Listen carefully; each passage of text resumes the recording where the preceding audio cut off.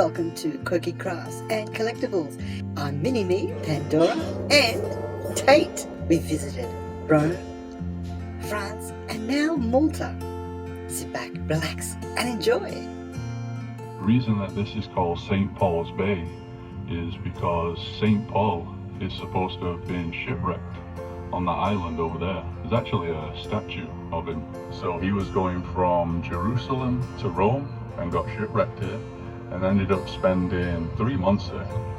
And they say that was kind of like the beginning of when Christianity spread. And the cool thing is that was built during the rule of the Knights Hospitaller. So basically when they were defeated over there by the Ottomans, they ended up coming here to Malta. And this ended up being their base for around 200 years.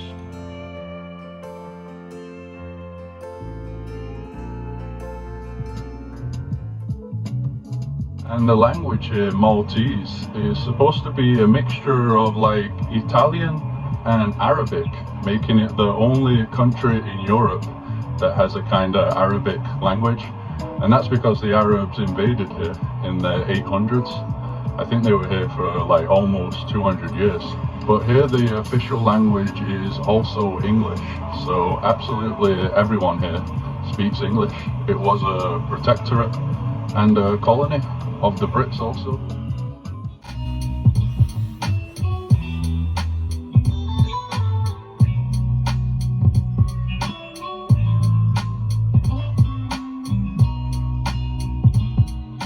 Got a great viewpoint from this part.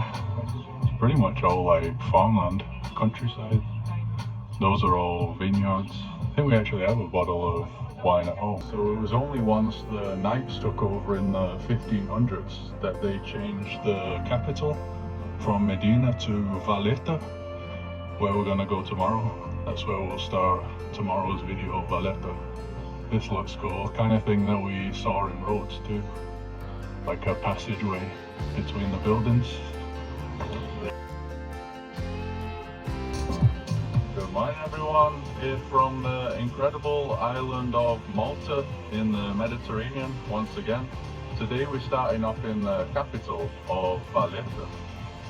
So we just arrived at the entrance now. You can't really see it properly because there seems to be some sort of festival going on. Usually you'd be able to see the walls a bit better. You can see them in the background though. And this is the smallest capital in the EU, in the European Union. Everything is yellow, golden looking.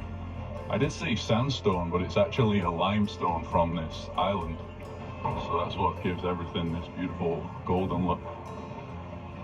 That's cool, it's got like the Roman Greek kind of columns here. So this was a royal opera theatre built by the Brits who were here in the 1800s, but it was bombed during the World War. So that's why it's like this in ruins.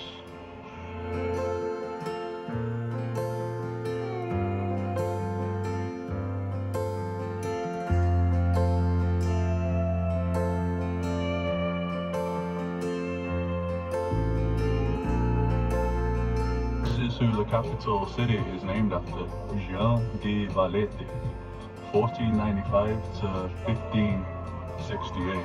So that's in there. One of the Knights Hospitaller, the Knights of St. John. So I mentioned in the previous video that the Knights ruled this island from around 1530, I believe, for over 200 years. But before they were on the island of Rhodes in Greece. But the Ottomans defeated them there, and that's why they ended up coming here and made the base here. But then the Ottomans tried taking over this island too. But under his leadership, they defeated the Ottomans. Just absolutely incredible buildings everywhere here though. This is a library. A lot of places in Europe, you always have the nice squares where you can get a drink, a bite to eat. Even got like a pirate ship here. Is that a whale? I don't know. Yeah, I don't know what that is. I think it is. We got the Roman Greek statues. So the Romans did rule over here too. And the Byzantines, which I think is like Greek, right? Considered Greek. The Greek Roman Empire, Byzantines. So it was €12 per person to enter the palace, the British Empire. So this palace was also heavily damaged in the war, the Queen of England. So originally it was just the residence for the Grand Master, but over the centuries it's grown into this bigger palace complex. It also said that there was many additions made during the British rule. So a lot of the things that you see in here will have been made by the Brits. Yeah, probably this one here, 1858, Prince Alfred's Court. It's definitely British then.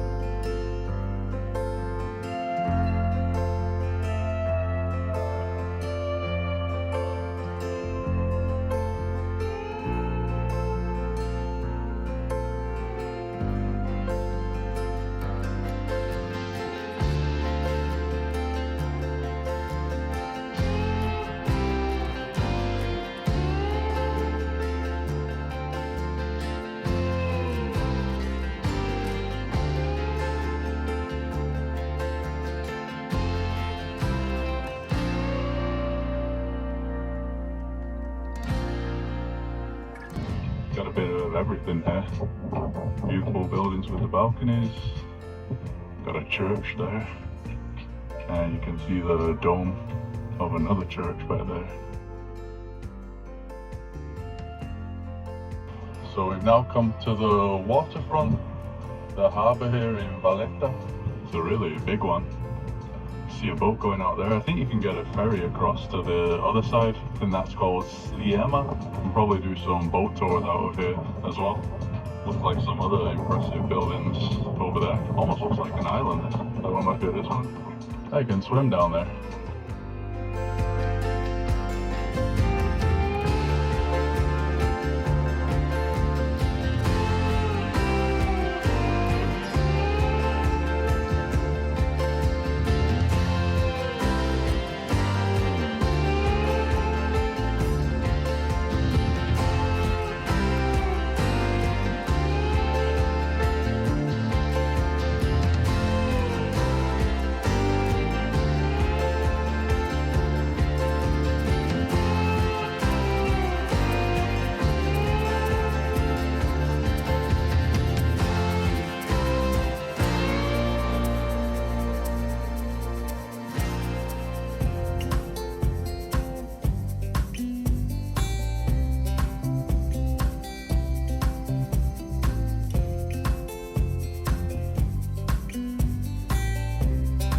It doesn't feel like a hectic European capital. Really chill. Like this street now that we're walking on, basically nobody here. Majority of the back streets are empty. A lot of swimming options there. But obviously it'd be really nice to stay here too.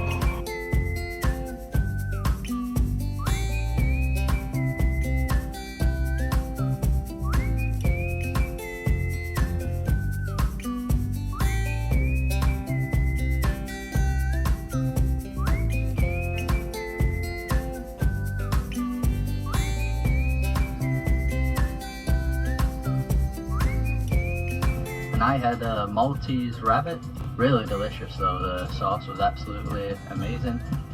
And now we've come to the other side of Valletta, so this is a different harbour than what we saw before. We're going to go to a better viewpoint up there.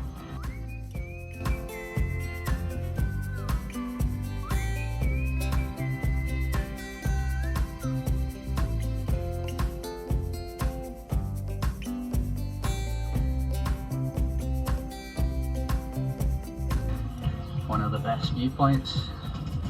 Also lots of nice cafes around here to have a drink with some views.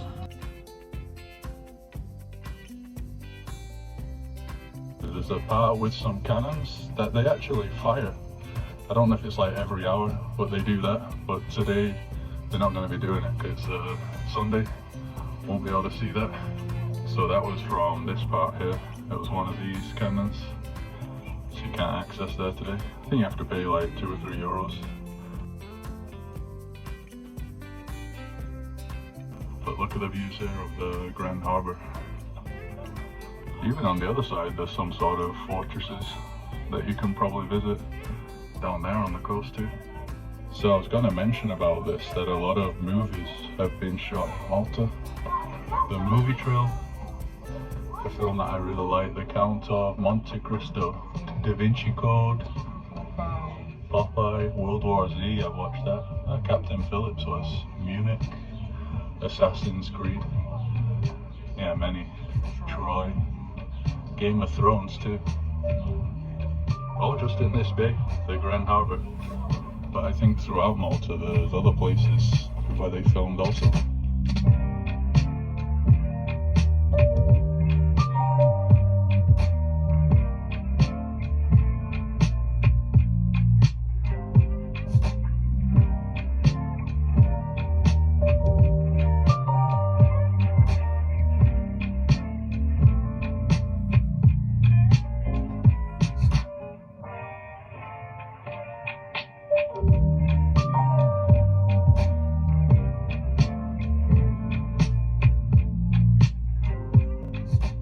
Now it's time to visit some of Malta's best beaches. Yeah, and here's the beach that we come to. It's called Riviera Bay. Beautiful beach though. So this is one of the sandy beaches. We've only been to the rocky beaches so far. So there's multiple different beaches around here. You can see the bay in the back. That's also another beach. And behind us is Golden Bay Beach. There's like hotels on that one. This one is not developed at all, like a natural beach. There's a restaurant here though.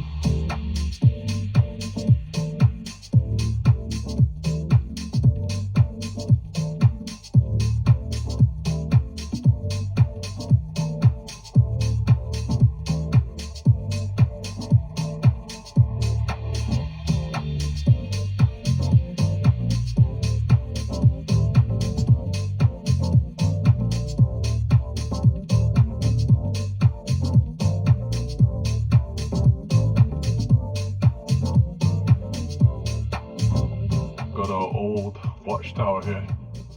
You can see these watchtowers along the coast. See them everywhere. So hopefully you can hear me with the intense wind. So we just come to a viewpoint to see the Golden Bay Beach. Completely full of umbrellas. It is a Sunday today, so you'll have all the locals here. It does look really nice though with the cliffs. Man, the wind really is intense.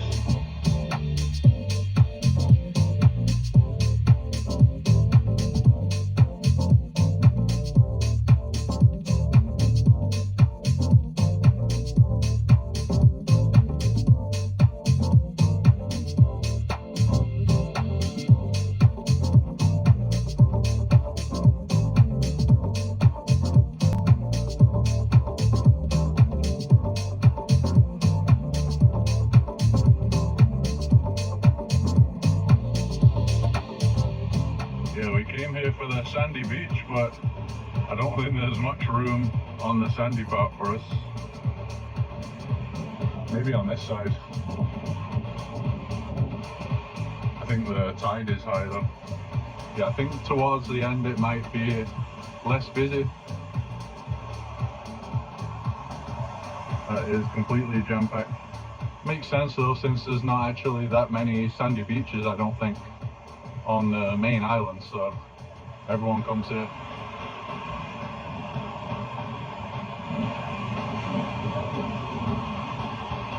So we've kind of found a good place, a tiny little beach at the end. Just a few other couples there. It was basically impossible over there, especially since the tide was going higher. Everyone was moving back, filling in the tiny gaps. Here's nice though, less wavy here too.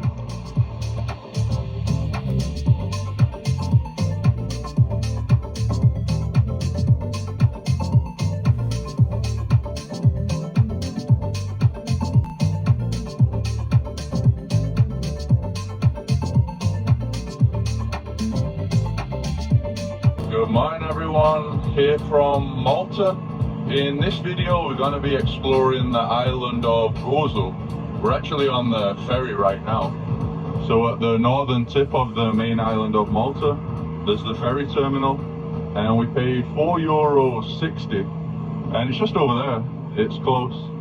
This island is the other one of Comino that we visited yesterday. You can even see the tower that was in the film of The Count of Monte Cristo. And then we also booked some tickets on Get Your Guide for the hop on hop off bus, which is going to go to the main sites that we want to visit, and that was €20 per person. So the moment we arrive at the terminal over there, the bus will already be there waiting.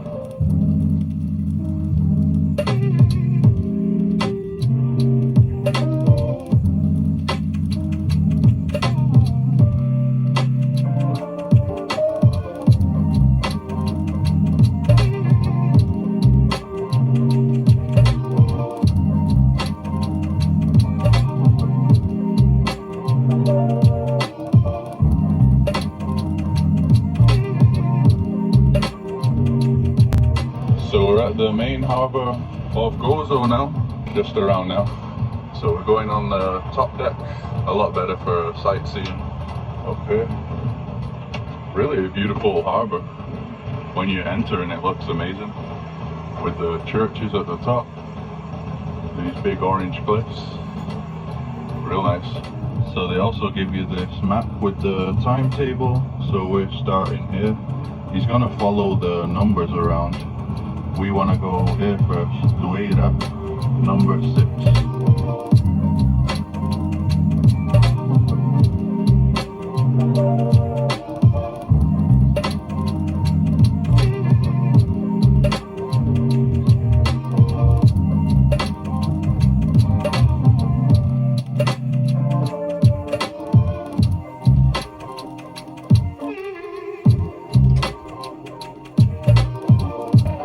€5. Through the tunnel, so that cave back there, it goes out to the sea. Yeah, so this is the seawater coming through that gap. Yeah, water looks real nice. Different shade to what we've been seeing in Malta so far.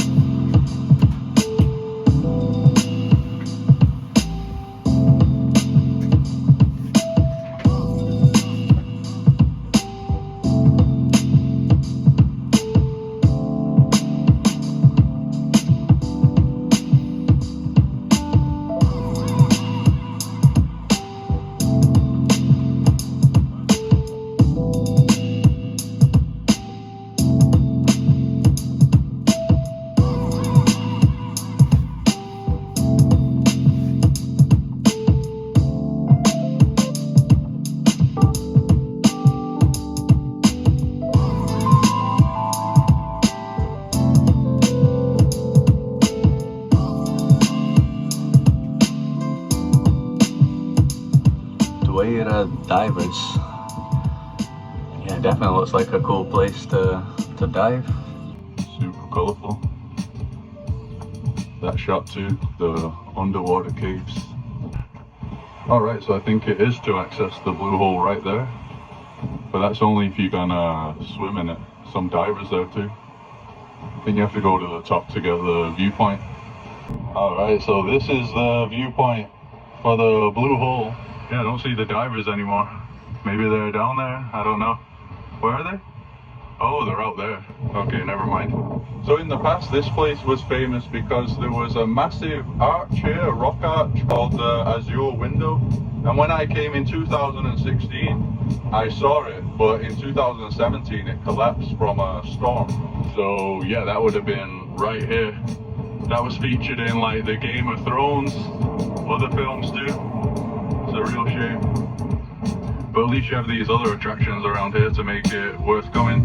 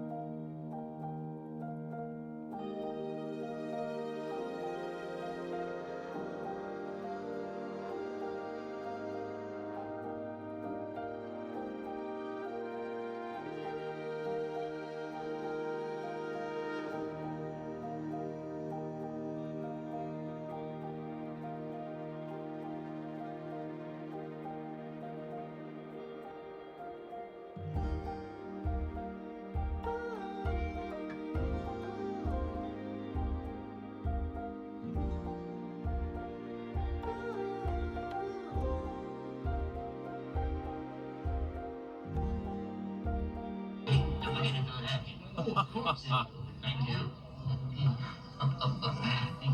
Thank you for more. Hey, wait a minute there. You're trying to pull up the task. What? You can't walk shit.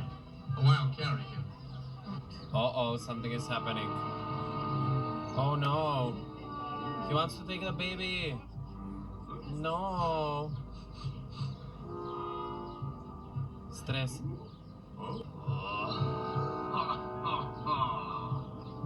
No. Oh no.